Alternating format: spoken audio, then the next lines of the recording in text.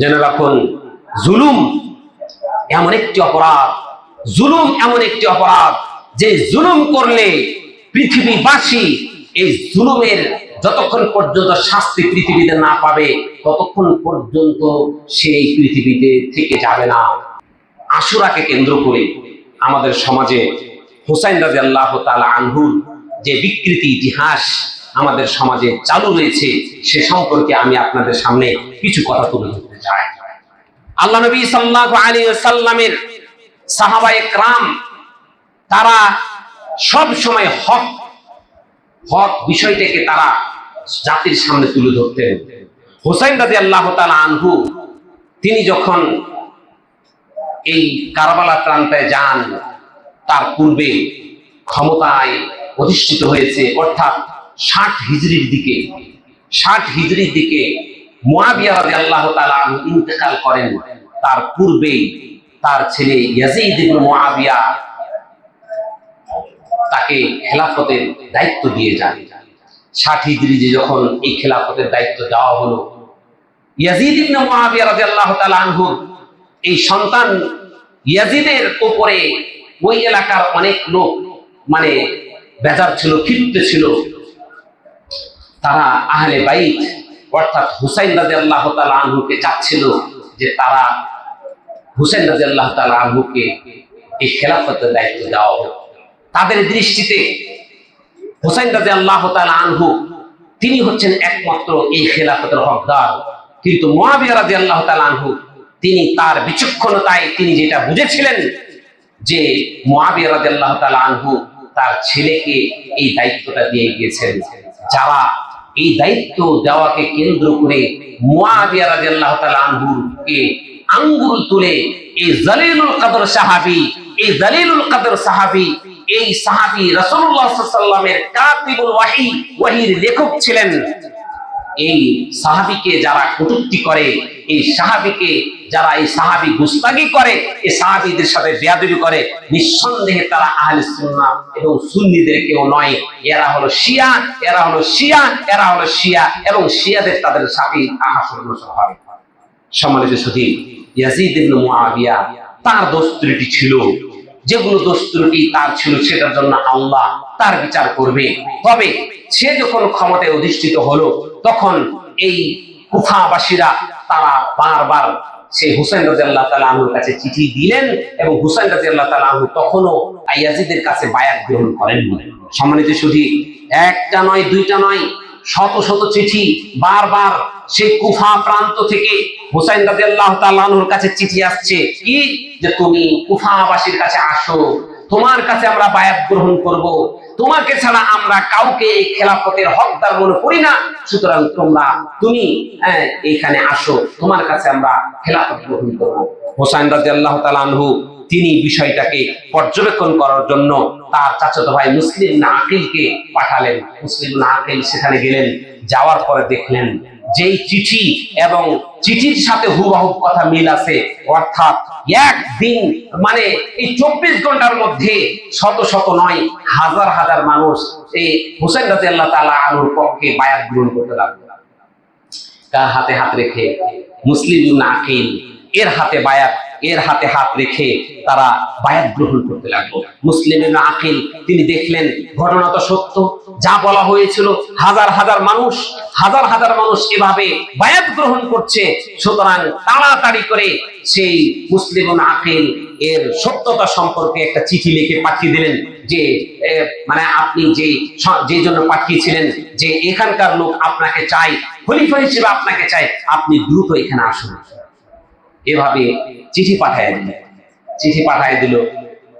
যখন মুসলিম ইবনে আকিল এই চিঠি পাঠিয়ে দেওয়ার কতক্ষণ পরে সেই উবাইদুল্লাহ ইবনে জিয়াদ সেই এলাকার শাসন ক্ষমতায় ছিল, অর্থাৎ ইয়াজিদ ইবনে মুআবিয়া এই ইয়াজিদের সৈন্যবাহিনী সেনাপতি এই উবাইদুল্লাহ ইবনে জিয়াদ বিষয়টা যখন জানতে পারলো এবং ইয়াজিদও তাকে বলল তুমি বিষয়টাকে কঠোর হস্তে দমন করো, যা হচ্ছে এটাকে তুমি দমন করো। মুসলিম ইবনে আকিল তিনি প্রথমে আল মুখতার ইবনে আবি উবাইদা সাকাফি এর ঘরে গেলেন। সেখানে গিয়ে তিনি হাজার হাজার এরকম প্রায় 4000-এর বেশি লোকজন তার হাতে হাত রেখে হুসাইন রাদিয়াল্লাহু তাআলা আনহুর পক্ষ থেকে তিনি বায়াত গ্রহণ করালেন। এই রাস্তা যখন উবাইদুল্লাহ ইবনে জিয়াদ দেখলেন, তখন তাদেরকে প্রতিহত করার জন্য তারা ঘেরাও করলো। ঘেরাও করে যখন তাদের প্রতি চাপ প্রয়োগ করলো, তখন এই 4000 সব লোকগুলো পালাতে লাগলো, ভাগতে লাগলো। সর্বশেষ দেখা গেল যে মুসলিম ইবনে আকিল একাই মাত্র পড়ে থাকলো আত্মগোপন করার জন্য। তিনি তখন চলে গেলেন হানি ইবনে উরওয়া আল মুরাদি এর ঘরে চলে গেলেন, এর বাড়িতে চলে গেলেন। যখন উবাইদুল্লাহ ইবনে জিয়াদ জানতে পারলেন যে এর ঘরে মুসলিম ইবনে আকিল গিয়ে অবস্থান করেছে, সৈন্যবাহিনী পাঠিয়ে তাকে ধরে নিয়ে গেল, ইয়াজিদের দরবারে নিয়ে গেল এবং তাকে বন্দী রেখে তাকে হত্যা করা হয়।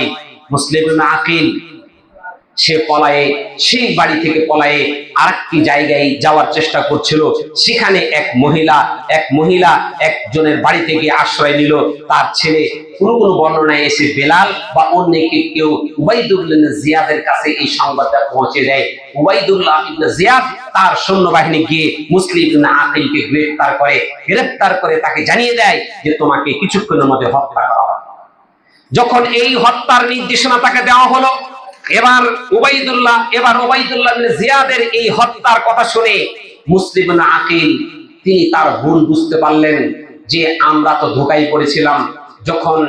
যখন হুসাইন রাদিয়াল্লাহু তাআলা আনহু মুসলিম ইবনে আকিলকে পাঠায় পর্যবেক্ষণ করার জন্য বা তিনি আসার প্রস্তুতি নেন, ওই সময়ের জালিলুল কদর আব্দুল্লাহ ইবনে ওমর রাদিয়াল্লাহু তাআলা আনহুর মতো বড় বড় সাহাবী সেই সময় তাকে নিষেধ করেছিলেন যে তোমার বাপ ধোঁকায় পড়ে তোমার বাপকে এই কুফাবাসী হত্যা করেছে, তুমি তাদের কথায় তোমার নিজের জীবনকে ধ্বংসের দিকে ঠেলে দিও না।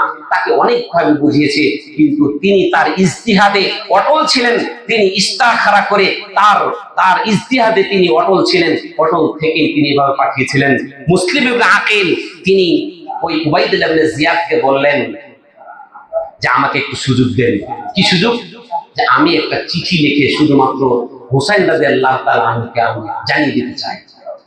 তো হুসাইন রাদিয়াল্লাহু তাআলা আনহুকে চিঠি দিয়ে জানাতে চাই, কিন্তু হুসাইন রাদিয়াল্লাহু তাআলা আনহুর যে প্রথম চিঠি ছিল, ওই চিঠি কিন্তু অলরেডি হুসাইন রাদিয়াল্লাহু তাআলা আনহুর হাতে চলে গেছে।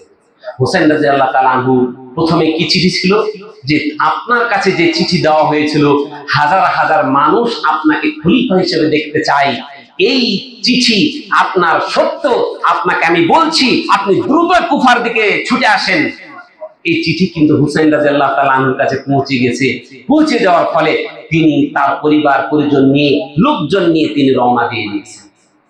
পরবর্তী চিঠি যখন মুসলিম ইবনে আকিল তার এই দূতকে যখন হত্যা করা হচ্ছে, তখন এই চিঠি তার হাতে পৌঁছায় নাই।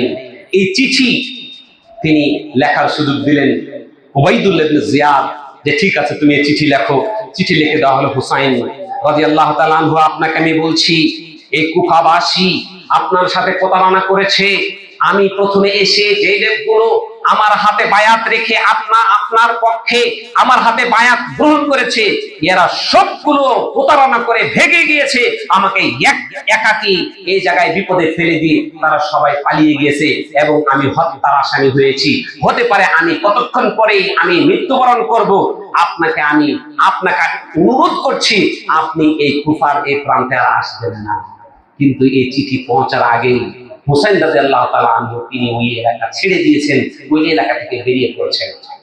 সম্মানিত সুধী, উবাইদুল্লাহ ইবনে জিয়াদ তার বাহিনী মুসলিম ইবনে আকিলকে নির্মমভাবে হত্যা করে দিল। নির্মমভাবে হত্যা করে এরপরে ঘটনা কি? এরপরে সেই হুসাইন রাদিয়াল্লাহু তাআলা আনহু তিনি তার দলবল নিয়ে তিনি আগাতে থাকলেন।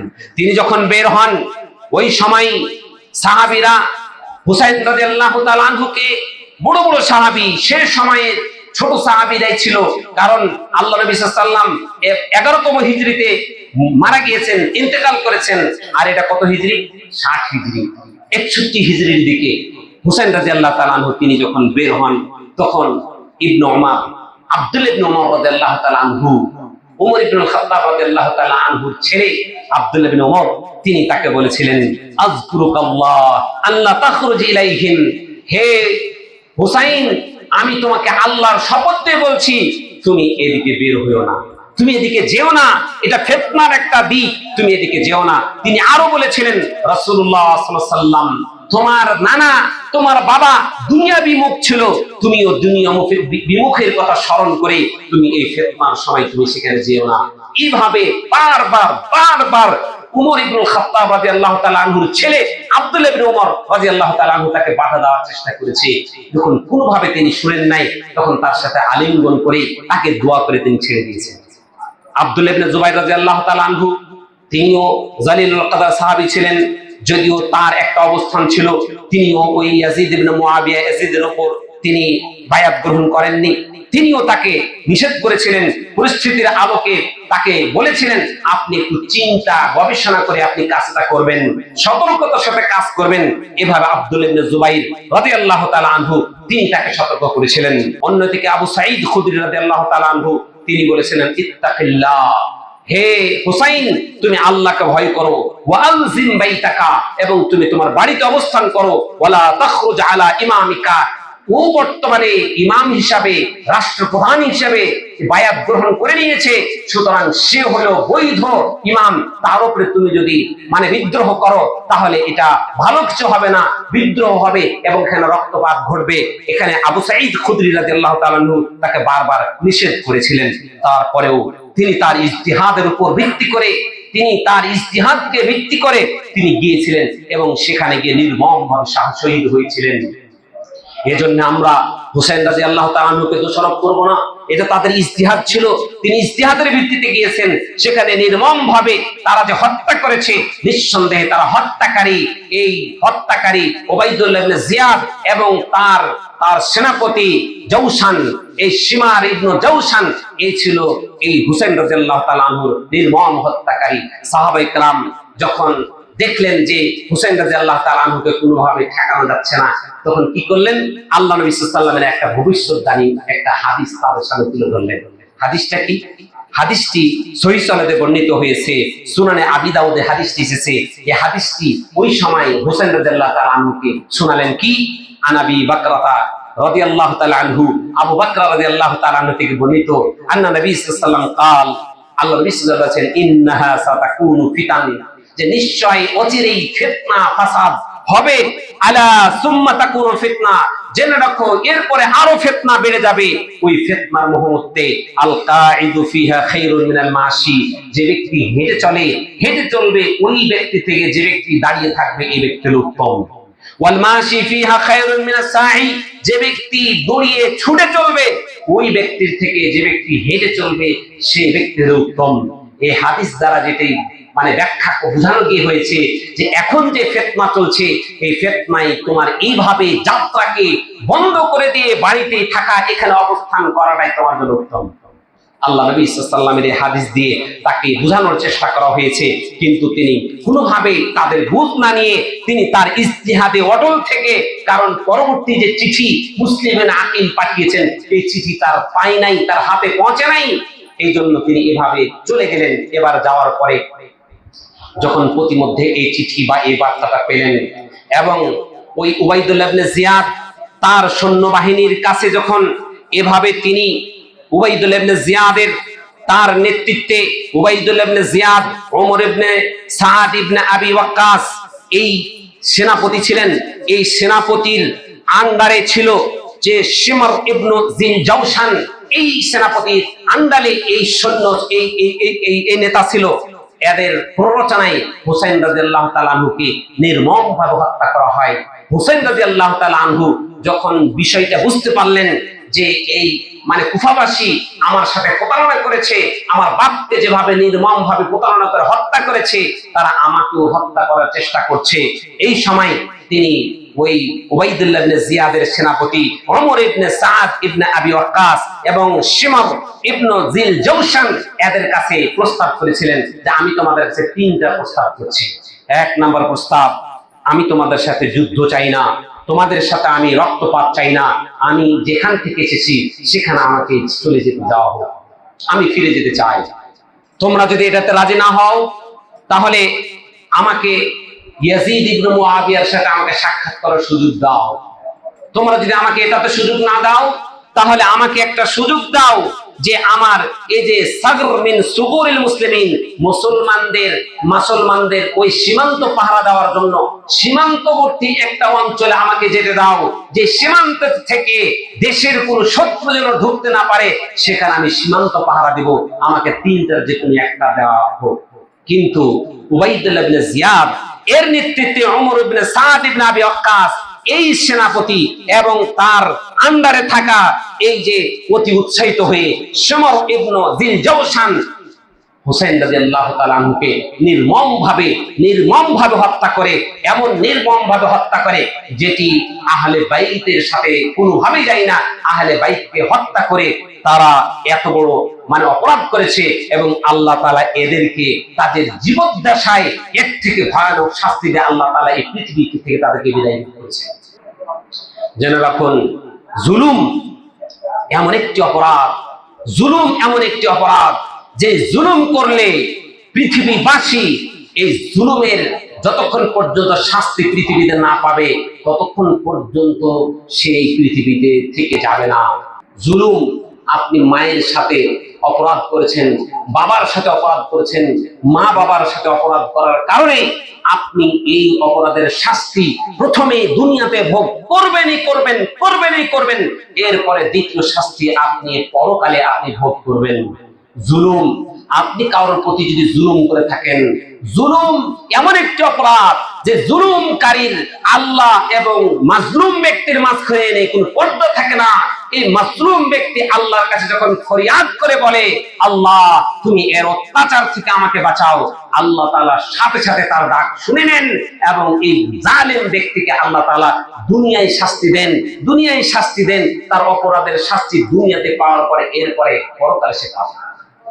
সম্মানিত সুধী, এমনই জুলুমের শাস্তি এই অপরাধীগুলো আল্লাহ তাআলা তাদেরকে নির্মমভাবে এই পৃথিবীর বুকে থেকে তাদেরকে শাস্তি দিয়ে এরপরে পরকালে কি হবে আল্লাহ তাআলাই ভালো জানেন। সম্মানিত সুধী, সুতরাং এই হলো মোটামুটি হুসাইন রাদিয়াল্লাহু তাআলা আনহুর সাথে ঘটনা। আহলে সুন্নাত ওয়াল জামাতের আকীদা হলো এই হুসাইন রাদিয়াল্লাহু তাআলা আনহুর হত্যাকে কেন্দ্র করে মুআবিয়া রাদিয়াল্লাহু তাআলা আনহুকে কোন রকমের দোষারোপ করা যাবে না। কেউ যদি করে তাহলে সাহাবীদের প্রতি তার বিদ্বেষী হিসাবে, সাহাবীদের সাথে তার আচরণ খারাপ হিসাবে এটা আল্লাহ তাআলার কাঠগড়ায় তাকে দাঁড়াতে হবে। এটা আহলে সুন্নাত ওয়াল জামাতের আকীদা। দ্বিতীয় নাম্বার, ইয়াজিদের ক্ষেত্রে আমি কি করব? ইয়াজিদের ব্যাপারে আহলে সুন্নাত ওয়াল জামাত চুপ ছিলেন, কারণ ইয়াজিদ তার যে ভূমিকা, সে ভূমিকা নিঃসন্দেহে প্রশ্নবোধক ছিল। কিন্তু তিনি যখন হুসাইন রাদিয়াল্লাহু তাআলা আনহুর লাশ দেখেছিলেন, তার মাথা কর্তন করা অবস্থায় যখন দেহবিহীন মস্তক দেখেছিলেন, তখন তিনি বলেছিলেন, আমি তোমার কাছে এটা চাইনি। তিনি এটার জন্য উবাইদুল্লাহ ইবনে জিয়াদকে কথা বলেছিলেন, কিন্তু তার হাতে এতটুকু ক্ষমতা ছিল না। উবাইদুল্লাহ ইবনে জিয়াদ সহ আর যারা এই হত্যাকাণ্ডের সাথে জড়িত তাদের তিনি বিচার করতে পারেননি। এই জন্য আহলে সুন্নাত ওয়াল জামাতের আকীদা হলো ইয়াজিদের ব্যাপারে চুপ থাকবো, আমরা তাকে জাহান্নামীও বানায় দিব না, আমি তাদেরকে জান্নাতি বানায় দিব না। কারণ তার বিষয়টা যেহেতু এটা মুআবিয়া রাদিয়াল্লাহু তাআলা আনহুর নিয়োগকৃত একজন খলিফা ছিল। সম্মানিত সুধী, আমরা এখানে এভাবে চুপ থাকবো, কিন্তু এটার অপরাধীকে এর মেন অপরাধ হলো ওমর ইবনে সাদ ইবনে আবি ওয়াক্কাস। প্রধান অপরাধী হলো উবাইদুল্লাহ ইবনে জিয়াদ, দ্বিতীয় নম্বর অপরাধী হলো ওমর ইবনে সাদ ইবনে আবি ওয়াক্কাস, এবং তৃতীয় নাম্বার এটা হলো সবচেয়ে বড় অপরাধী যে শিমর ইবনে জিল জাওশান। এই শয়তানটা সে হুসাইন রাদিয়াল্লাহু তাআলা আনহুর কোনো কথাই শুনে নাই। তার কথা ছিল যে, দেখেন না এখনো বিভিন্ন পুলিশ অফিসাররা উৎসাহী হয়ে অনেক কাজ করে, ওই যে মেডেল পায়, দেখেন না বিরোধী দলকে দমন করার জন্য এমন কিছু করে ফেলবে, তারপরের বছর তার পদায়ন হয়ে দেখা যাচ্ছে সাধারণ ডিসি ছিল, ও এখন এসপি হয়ে গেছে। সাধারণ ডিসি থেকে কি হয়ে গেছে? এসপি হয়ে গেছে। আপনি দেখবেন এরকম সব জায়গাতে তেল মারা ছিল। এই তেল মারা এই শিমর ইবনে জিল জাওশান সে এইভাবে হুসাইন রাদিয়াল্লাহু তাআলা আনহুকে নির্মমভাবে হত্যা করেছে। সম্মানিত সুধী, এই হুসাইন রাদিয়াল্লাহু তাআলা আনহুর ঘটনাকে কেন্দ্র করে শহীদ হয়েছে অবশ্যই আমরা ব্যথিত। কারণ মুসলমানের এটি ঈমানের অংশ। আহলে বাইতকে যারা ভালোবাসবে না, তারা আল্লাহ রাসূলের ভালোবাসার কোনো দাম নাই, কোনো দাম নেই। সম্মানিত সুধী, সুতরাং আমরা বিশ্বাস করি হুসাইন রাদিয়াল্লাহু তাআলা আনহু তিনি আহলে বাইতের তিনি অংশ, তাকে ভালোবাসা আমাদের ঈমান, তাদেরকে ভালোবাসা আমাদের ঈমান। সুতরাং তারা যারা এই মানে হুসাইন রাদিয়াল্লাহু তাআলা আনহুকে নির্মমভাবে হত্যা করেছে, নিঃসন্দেহে তারা অপরাধী। আমরা আল্লাহর কাছে এটার জন্য বিচার চাইবো। আল্লাহ তুমি এর যথাযথ শাস্তি দুনিয়াতে দিয়েছো, আমরা চাই আখিরাতে তাদের শাস্তি হোক, আমরা চাই। এবং আল্লাহ তাআলার কাছে আমরা এও দোয়া করব, আল্লাহ হুসাইন রাদিয়াল্লাহু তাআলা আনহুকে শাহাদাতের মর্যাদা দিয়ে তুমি জান্নাতের উঁচু মাকাম তুমি দান করো, এবং তারা যারা এই জায়গাতে শহীদ হয়েছে সকলকে শহীদের মর্যাদা দিয়ে আল্লাহ তুমি জান্নাতের উঁচু মাকাম তাদেরকে দান করো, এটা আমরা তাদের জন্য দোয়া করব। কিন্তু এই ঘটনার সাথে এই মুহররম মাসের মিনিমাম ধর্মীয় কোনো যোগাযোগ নেই, কোনো নিশা নেই। আজকে আমাদের সমাজে হাই হুসাইনের এই দলই এই মাসটাকে মানে আপনার হুসাইন রাদিয়াল্লাহু তাআলা আনহুর আলোচনা দিয়ে যে এই মাসের যে মর্যাদা, এই মর্যাদার কথা ঢেকে দিয়েছে।